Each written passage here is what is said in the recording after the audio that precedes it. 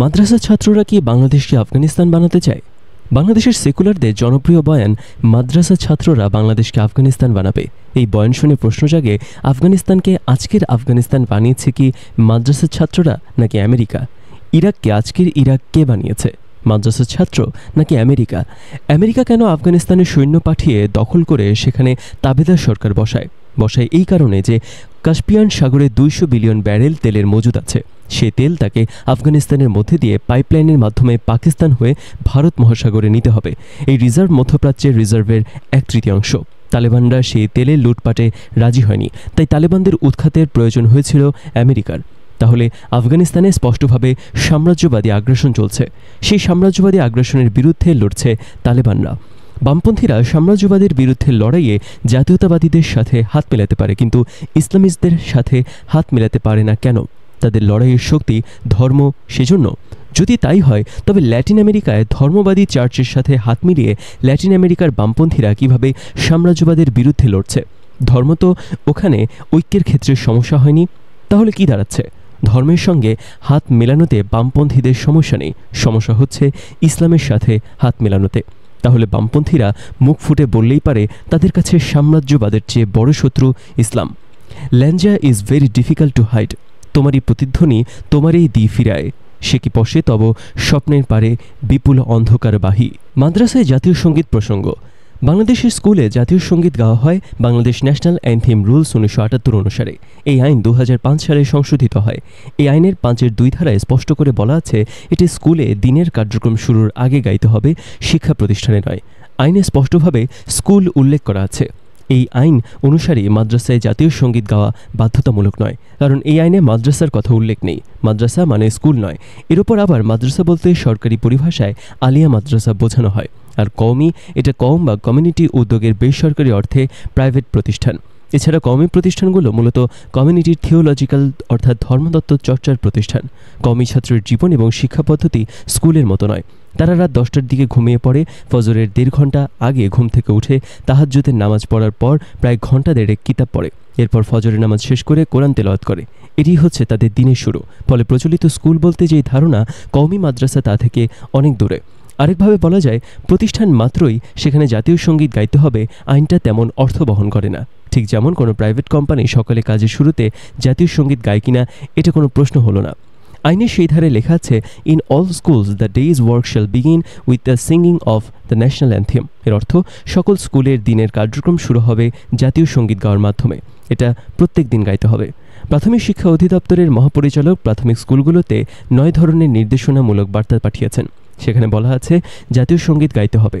তার মানে কি এই প্রাথমিক শিক্ষা অধিদপ্তর যে স্কুলকে নিয়ন্ত্রণ করে তারা জাতীয় সঙ্গীত গায় না? ঠিক তা নয়। তবে আশ্চর্য হলেও সত্য, 2016 সালে এডুকেশন ওয়াচের এক প্রতিবেদনে জানা গেছে বাংলাদেশের 23% প্রাথমিক স্কুলে জাতীয় সঙ্গীত গাওয়া হয় না। সেজন্য হয়তো তিনি এই নির্দেশ জারি করেছেন। ইংলিশ মিডিয়াম স্কুলে কি প্রত্যেক দিন জাতীয় সঙ্গীত গাওয়া হয়? না, হয় না। 2 দিন গাওয়া হয়।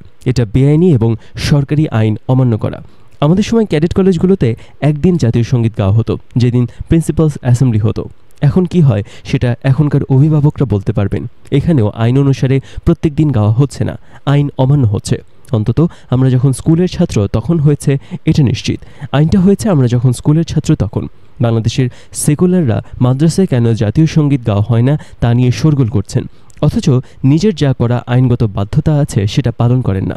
তাদের প্রমাণ করা উচিত আইন অনুসারে মাদ্রাসায় জাতীয় সঙ্গীত গাওয়া বাধ্যতামূলক। তবে একটা গুরুত্বপূর্ণ বিষয় হলো, জাতীয় সঙ্গীত গাওয়ার অর্থ হলো রাষ্ট্রকে সম্মান দেখানো। কিন্তু অনেক জাতীয়তাবাদী এর অর্থ এমন করেছেন যে তাহলে যে জাতীয় সঙ্গীত গায় না সে রাষ্ট্রকে অসম্মান করছে। এখানে কথাটা এমন হলো যেন বলা হচ্ছে যে সাদা নয় তা নিশ্চয়ই কালো। সমাজের অনেক প্রতিষ্ঠানেই জাতীয় সঙ্গীত গায় না। এর মানে এই নয় যে এগুলো রাষ্ট্রকে অসম্মান করার উদ্দেশ্যে করা হয়। পশ্চিমা পৃথিবীর অনেক দেশেই স্কুলে জাতীয় সঙ্গীত গাওয়া হয় না। তার মানে এই নয় যে তাদের দেশপ্রেম শিক্ষা সম্পূর্ণ হচ্ছে না।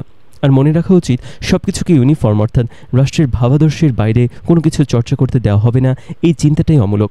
জাতীয়তাবাদের ভেতরে এর আড়ালে ফ্যাসিজমের আবির্ভাব সেখান থেকেই হয়ে থাকে। মাদ্রাসায় হিন্দু ছাত্র পড়তে পারে কি? ব্রাহ্মণেরা সংস্কৃত পড়তেন। প্রত্যেক গ্রামে এই জন্য টোল ও ফার্সি শেখার জন্য মাদ্রাসা বা মক্তব ছিল। অনেক সময় এই সকল মাদ্রাসা গ্রামের মসজিদের সঙ্গে যুক্ত থাকত। মসজিদের ইমাম বা অন্য কোনো মৌলভী শিক্ষকতা করতেন। উচ্চ শ্রেণীর হিন্দু এবং মুসলমান বালকেরা এই সকল মাদ্রাসায় একসঙ্গে শিক্ষা লাভ করত। এখানে হিন্দু মুসলমানের কোনো ছোঁয়াছুঁয়ির বিচার ছিল না। হিন্দু বালকরাও মুসলমান মৌলভীকে শিক্ষাগুরুর প্রাপ্য মর্যাদা ও ভক্তি অসংকোচে অর্পণ করত। হিন্দুরা যেমন নিজেদের বিদ্যারম্ভে বা হাতে খড়ির সময় সরস্বতীর বন্দনা করে লিখতে পড়তে আরম্ভ করত, সেইরূপ মাদ্রাসায় বা মক্তবে যেয়ে ফার্সি পড়িতে আরম্ভ করিবার সময় প্রতিদিন পাঠের প্রারম্ভে কোরআনের আদি কথার লা ইলাহা ইল্লাল্লাহু মুহাম্মাদুর রাসূলুল্লাহ আবৃত্তি করিত।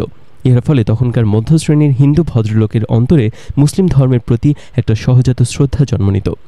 বিপিন পাল হচ্ছেন ভারতের কংগ্রেসের প্রথম প্রজন্মের নেতা। যে তিনজন নেতা কংগ্রেসের ভিত তৈরি করেছিলেন তারা হলেন লালা লাজপত, বাল গঙ্গাধর তিলক ও বিপিন পাল। এই তিন ট্রায়কে একসঙ্গে বলা হতো লাল বাল পাল। বিপিন পাল ছিলেন আমাদের হবিগঞ্জের ছেলে। বিপিন পাল নিষ্ঠাবান হিন্দু পরিবারের সন্তান। মাদ্রাসায় পড়তে তার কোনো সমস্যা হয়নি, এমনকি লা ইলাহা ইল্লাল্লাহু মুহাম্মাদুর রাসূলুল্লাহ বলে প্রতিদিনের পাঠ শুরু করতেও সমস্যা হয়নি। তিনি ভিন্ন ধর্মের প্রতি শ্রদ্ধা সৃষ্টির উপর হিসেবে তার মাদ্রাসা শিক্ষার কথাটি উল্লেখ করেছিলেন। আজকের বাস্তবতায় বিপিন পালের কথা আমাদের কাছে গালগল্প মনে হবে। তাহলে আমরা এগিয়েছি নাকি পিছিয়েছি? সেকুলাররা যে মাঝে মাঝে 1400 বছর পিছিয়ে যাওয়ার ভয় দেখায়, ওরা নিজেরাই হাজার হাজার বছর পেছনে ঘৃণা আর মূর্খতার জগতে বসবাস করছে। সিলেবাসকে কি হেফাজতীকরণ করা হয়েছে? সেকুলাররা হাহাকার করেছিল এই বলে যে সরকারি পাঠ্যক্রমকে হেফাজতীকরণ করা হয়েছে। তাদের অভিযোগ ছিল হেফাজত বেছে বেছে হিন্দু লেখকদের লেখা বাদ দেওয়ার সুপারিশ করেছে। সম্ভবত সেকুলাররা কখনো দেখেনি কওমি মাদ্রাসা নিজেরা কি বাংলা পড়ায়। কওমি মাদ্রাসাগুলোতে ক্লাস 5 পর্যন্ত নিজেদের বই নিজেরাই রচনা করে এবং বেফাক সেগুলো ছাপায়। এই বইগুলো লেখেন কওমি ঘরানার বরেণ্য আলেমরাই। আমি বেফাক থেকে কওমি মাদ্রাসা পাঠ্য ক্লাস 5 পর্যন্ত বাংলা বই সংগ্রহ করেছি এবং আমার বিশ্বাস সেকুলাররা যে বই লেখে তার চেয়েগুলো অনেক ভালো।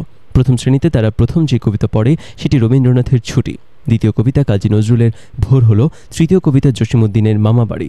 দ্বিতীয় শ্রেণীতে আরও অনেক কবিতার সাথে তারা পড়ে মদনমোহন তর্কালঙ্কারের আমার পণ, রবীন্দ্রনাথের আমাদের ছোট নদী, রজনীকান্ত সেনের স্বাধীনতার সুখ, নবকৃষ্ণ ভট্টাচার্যের কাজের লোক। তৃতীয় শ্রেণীতে কুসুম কুমারী দাসের কাজের ছেলে।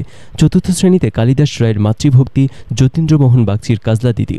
পঞ্চম শ্রেণীতে সুনির্মল বসুর সবার আমি ছাত্র, জগদীশচন্দ্র বসুর গাছের জীবন কথা, সত্যেন্দ্রনাথ দত্ত অনুদিত উত্তম অধম।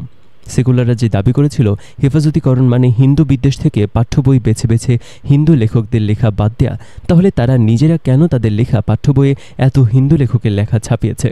এর জবাব তারা কী দেবেন? আনিসুজ্জামানের আত্মজীবনীর প্রথম 2 খণ্ড কাল নিরবধি ও আমার 71 সাহিত্য রসিকের কাছে পরিচিত। তৃতীয় খণ্ডের বৃত্তান্ত শুরু যুদ্ধ শেষে লেখক যখন দেশে ফিরছেন, রাস্তায় ভাঙা রেল সেতু, পাকিস্তানিদের পরিত্যক্ত বাংকার। কিন্তু যুদ্ধজয়ই শেষ নয়, তারপরই আসল কাজ হলো দেশটাকে গড়ে তোলা। সেই গড়ার প্রাক্কালে চট্টগ্রাম বিশ্ববিদ্যালয়ের কয়েকজন ছাত্র দাবি তুললেন তাদের হোস্টেলে গরুর গোশত খাওয়ার ব্যবস্থা করতে হবে। আনিসুজ্জামান হতভম্ব। পাকিস্তান আমলেও ছাত্ররা এহেন অন্যায় আবদার করেনি।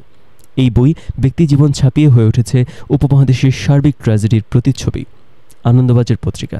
বাংলাদেশের মুসলমান ছাত্রদের গরুর গোশত খেতে চাওয়াটা আনিসুজ্জামানের কাছে অন্যায় আবদার, আর এটা আনন্দবাজারের কাছে উপমহাদেশের সার্বিক ট্র্যাজেডি। এবার বোঝেন প্রগতিশীল ভাইয়েরা, আপনারা এতদিন যে প্রগতিশীলতা এবং সেকুলারিজমের নামে কলকাতার তৈরি মুসলমান বিদ্বেষ গিলিয়েছেন, কোনো বাম সেকুলার প্রগতিশীলকে আনিসুজ্জামানকে জিজ্ঞেস করেছেন, ভাই এটা কেন অন্যায় আবদার হবে? একটু বুঝিয়ে বলেন তো। ঢাকা বিশ্ববিদ্যালয়ে মাদ্রাসা ছাত্রের সাথে বৈষম্যমূলক আচরণ। ঢাকা বিশ্ববিদ্যালয়ে ভর্তির ক্ষেত্রে মাদ্রাসা ছাত্রদের সাথে কী মাত্রার বৈষম্যমূলক আচরণ করা হয়েছে তা চিন্তারও অতীত। কোনো গণমুখী শিক্ষানীতির দাবিদাররা তাদের পাশে দাঁড়ায়নি। স্বাধীন গণতান্ত্রিক বাংলাদেশে এটা কিভাবে সম্ভব? একজন আব্দুর রহমানের উদাহরণ দেখি। ঢাকা বিশ্ববিদ্যালয়ের খ ইউনিটের ভর্তি পরীক্ষায় প্রথম হয়েছিল একজন মাদ্রাসার ছাত্র আব্দুর রহমান। প্রথম স্থান অধিকার করতে তাকে 42,000 শিক্ষার্থীকে পেছনে ফেলতে হয়েছিল। এদের একটি উল্লেখযোগ্য অংশ এসএসসি ও এইচএসসিতে জিপিএফ গোল্ডেন 5 বা 5 পাওয়া, যাদের মধ্যে Notre Dame, Viqarunnisa, RAJUK, Holy Cross, ideal, সকল ক্যাডেট কলেজ, সকল ক্যান্টনমেন্ট কলেজ সহ নামিদামি কলেজসমূহের শিক্ষার্থীরাও আছে। ঢাকা বিশ্ববিদ্যালয়ের ভর্তি পরীক্ষার সবচেয়ে কঠিন অংশ ইংরেজি। অংশগ্রহণকারীদের 90% পরীক্ষায় ফেল করেছে। এর মধ্যে শুধু ইংরেজিতে ফেল করেছে 22,000। তাদের মধ্যে উল্লেখিত নামি দামি কলেজের শিক্ষার্থীরাও আছে। আব্দুর রহমান ইংরেজিতে ভালো করেছে, 30-এ পেয়েছে 28.50। সম্ভবত ইংরেজিতে প্রাপ্ত এটাই ছিল সর্বোচ্চ নম্বর। এরপরও ঢাকা বিশ্ববিদ্যালয়ে ইংরেজি বিষয়ে পড়তে পারবে না আব্দুর রহমান, পড়তে পারবে না বাংলা, সাংবাদিকতা, আন্তর্জাতিক সম্পর্ক বা এই জাতীয় গুরুত্বপূর্ণ আরও কিছু বিষয়সমূহ। তার দোষ হলো সে মাদ্রাসার ছাত্র। যে বিশ্ববিদ্যালয়ে ভর্তি নিয়ে এমন বৈষম্য নীতি অবলম্বন করতে পারে সে বিশ্ববিদ্যালয়ে তো শিক্ষাদানেরই অধিকার নেই। সুতরাং বোঝা গেল সেকুলাররা কেন মাদ্রাসা ফোবিয়ায় ভোগে। মাদ্রাসার ছাত্রদের তাদের মেধা অনুযায়ী ভর্তি পরীক্ষায় সুযোগ দিলে 90%-এর বেশি সেকুলার ভর্তি হতে পারবে না ঢাকা বিশ্ববিদ্যালয়ে। কমিউনিটি এডুকেশন কেন প্রাথমিক শিক্ষার সবচেয়ে ভালো মডেল? অমর্ত্য সেন তার নোবেল পুরস্কারের টাকা দিয়ে 1999 সালে প্রতীচি ট্রাস্ট প্রতিষ্ঠা করেছেন শিক্ষা নিয়ে কাজ করার জন্য। একই সাথে হয়তো ভারত প্রতীচি ট্রাস্ট আর বাংলাদেশ প্রতীচি ট্রাস্ট এই দুই প্রতিষ্ঠান তৈরি হয়।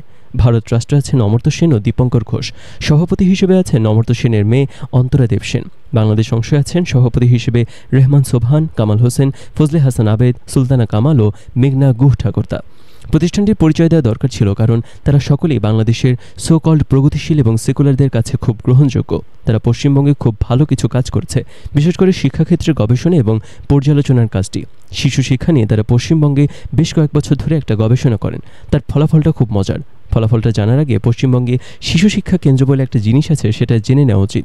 কোনো লোকালয়ে 1 কিলোমিটারের মধ্যে যদি প্রাথমিক বিদ্যালয় না থাকে, তাহলে সেখানে একটি শিশু শিক্ষা কেন্দ্র খোলা হয়। এটা আমাদের দেশের মক্তব বা পাঠশালার মতোই কমিউনিটি এডুকেশন সেন্টার।